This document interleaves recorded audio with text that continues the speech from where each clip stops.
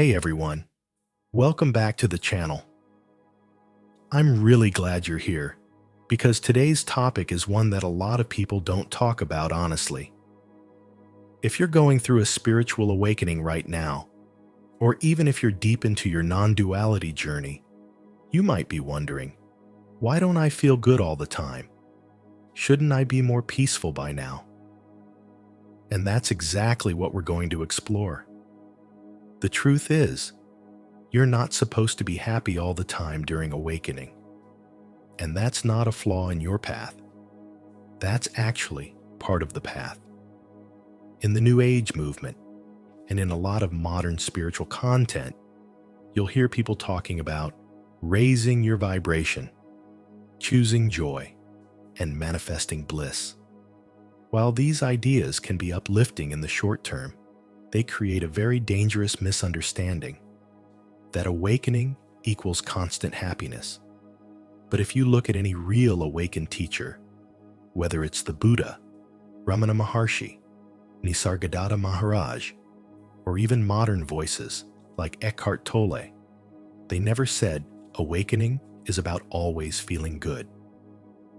They spoke about awakening as the falling away of illusions, the collapse of identity, and the direct realization of what you truly are. And let's be honest, that collapse can feel terrifying. It's not sunshine and rainbows. It's more like the ground vanishing from under your feet. So what are you really awakening from? You're awakening from the idea that you are this separate person, this story, this identity. And when that story begins to fall apart, it hurts. It can feel like depression. It can feel like grief. It can feel like you're dying. And in a sense, you are. The ego is dying. And ego death isn't glamorous. It's not some peaceful, floating state of light and love. It's raw. It's confusing. It's chaotic. It tears apart everything you thought you were. And yet, it's necessary. Because until the false self collapses, you can't really see what remains. One of the most misunderstood parts of awakening is emotional turbulence. When you wake up, you start to see all the stuff you've been avoiding. Old pain, suppressed anger, unresolved grief. They all start rising to the surface. This isn't you going backward. It's actually progress. It means the emotional body is releasing old conditioning. But if you've been taught that awakening should feel peaceful all the time, then when these emotions come up, you'll think you're doing something wrong. That's the trap. You're not supposed to resist these emotions. You're supposed to witness them. Stay present with them. Let them move through you without trying to escape or fix them. A huge mistake many seekers make is chasing spiritual highs. Maybe you had a peak experience during meditation. Maybe you felt one with everything during a retreat. And now, you're trying to get back to that feeling. That's natural, but it's also a trap. Because now, you've turned awakening into another desire, another chase. You've turned the formless truth into a mood, and moods change.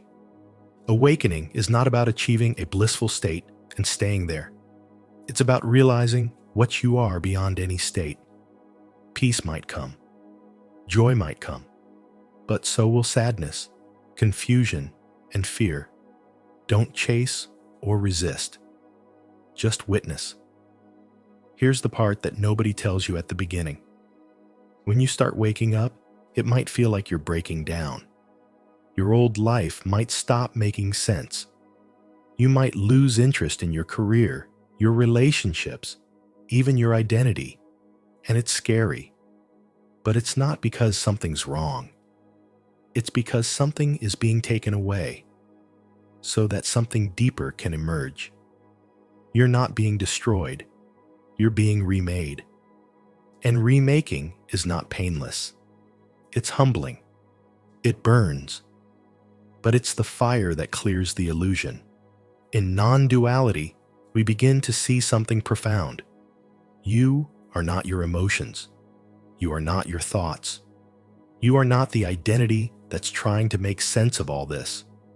You are the awareness in which it's all happening. Emotions come and go. Thoughts come and go. Even your sense of I comes and goes. But the awareness that sees all of this, that doesn't change. That is your true nature. And here's the key.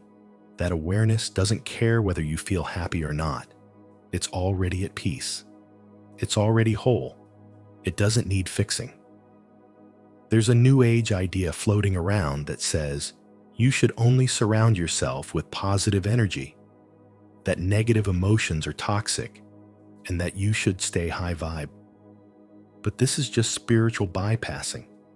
It's a way of avoiding the real inner work. Real awakening includes darkness. It includes shadow.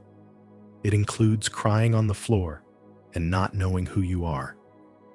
If someone tells you that awakening means always smiling and always being peaceful, they probably haven't gone very deep. Or they're still trying to maintain a spiritual persona. Real truth has no persona. This may be the hardest thing to hear, but it's also the most important. The pain you're feeling might actually be the doorway to your freedom. Not because you need to suffer, but because pain shows you where you're still clinging, where you're still identified, where you're still asleep. When you stop fighting the pain, when you stop trying to fix it or escape it, it begins to dissolve. Why? Because it was never truly real. It was part of the illusion. Pain is the fire that burns away illusion. Let it burn. Eventually the storm settles, the identity collapses, the chasing stops. And what's left? A stillness you didn't create, a peace you didn't earn, a love that was never separate from you. That's what awakening reveals. But it doesn't come from avoiding pain or chasing joy. It comes from surrendering everything, including the idea that you're supposed to be happy all the time. So if you're hurting right now, if you feel lost, numb, or broken, you're not alone, and you're not off track. This is part of the process. Don't judge it. Don't resist it. Just stay present, because something deeper is unfolding. And that deeper something isn't afraid of your pain. It sees through it, and eventually, you will too. Thanks for being here. If this video helped you, leave a comment and let me know where you are on your journey. You're doing better than you think. Stay present, stay real, and I'll see you in the next one.